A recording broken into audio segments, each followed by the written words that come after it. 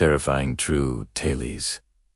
Horror stories that actually happened. The Haunting of Maple Street. It was the fall of 1973 when Sarah Thompson, a young woman in her moved into the old house at the end of Maple Street, a quiet, almost forgotten road in a rural town in New England. The house had been in her family for years, left her by her late aunt, who had lived there alone until her passing. Sarah had never been close to her aunt, and in fact, she didn't know much about the house as history only, that it had been left in disrepair for decades. The town of Maple Street was small and secluded, the kind of place where everyone knew everyone, and rumors spread like wildfire. Whispers of the old house at the end of the street were passed from one neighbor to another. They spoke of strange sounds, footsteps echoing in empty rooms, flickering lights at night, and mysterious figures seen standing in the upstairs window when no one was home. But Sarah wasn't one to believe in ghost stories. She had always been practical and sensible, convinced that there was a logical explanation for everything. So,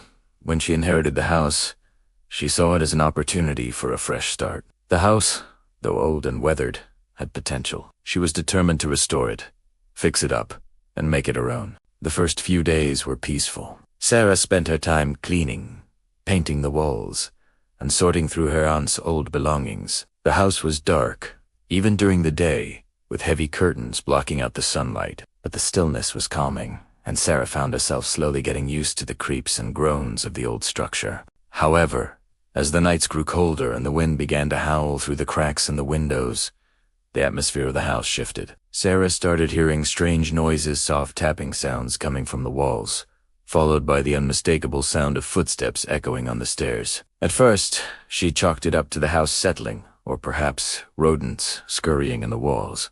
But soon, the noises grew louder, more distinct, and it was impossible to ignore. The footsteps were no longer sporadic. They were deliberate, as if someone was walking through the house when she wasn't there. Sarah tried to reassure herself that it was just her imagination, but the more she tried to dismiss it, the more intense the sensations became. Late at night, she would lie awake in bed, hearing the slow, rhythmic thudding of footsteps on the staircase. The hairs on the back of her neck would rise, and she would pull the covers tighter around her, hoping that whatever it was would go away. Then, one evening, as Sarah was putting away some of her aunt's old books in the attic, she noticed something strange. The attic was cold, the air thick with dust, and as she moved to the farthest corner of the room, she found something that made her blood run cold. Long, deep scratches on the wooden floor. It looked as though someone had tried to claw their way through the floorboards, as if they were trapped beneath the wood. A sense of dread filled Sarah, but she shook it off, telling herself that it was just the result of old furniture being moved around. She didn't want to believe it, but the feeling of being watched was undeniable.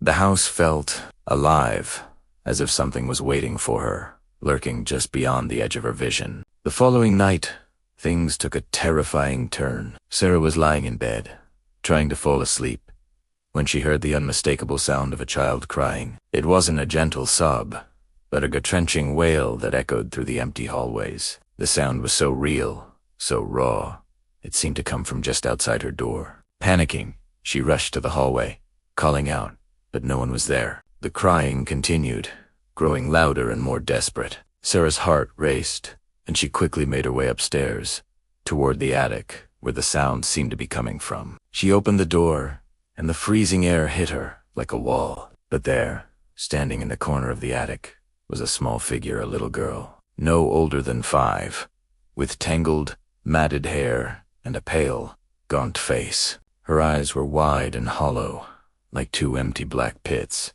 "Help me, ...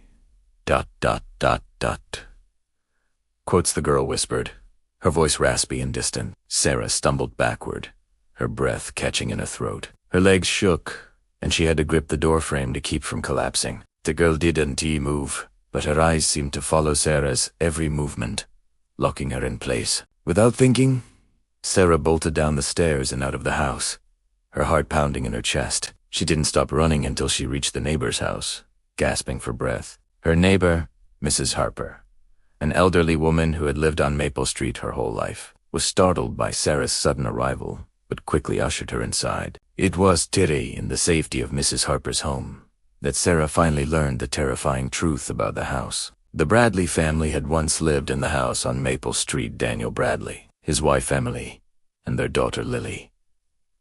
The family had been reclusive, rarely seen outside. One cold winter night, a terrible tragedy struck the household. Emily, suffering from severe mental illness, locked herself and her daughter in the attic. Neighbors heard screams, desperate cries for help, but when they forced their way into the house, it was too late. Emily had died, and Lily was never found. Daniel Bradley, utterly shattered by the loss, went mad. He spent his remaining years in the house, carving strange symbols into the walls and muttering to voices only he could hear. But the story didn't end there. According to Mrs. Harper, it was believed that Lily's spirit had never left the house. Some said she was trapped, unable to move on, forever wandering the halls of the house, crying for help. Others said her spirit was angry at what had happened to her, angry at the cruelty of the world that had taken her away from her family. That night, Sarah packed her things and left the house for good, never returning to Maple Street. The house, abandoned once more, still stands to this day, its windows dark and silent. But those who pass by at night say they can hear the faint sound of a child crying, carried on the wind. Some say that if you look closely enough, you might even see a small figure standing in the upstairs window, watching, waiting for someone to hear her call. No one dares to live there anymore. The end.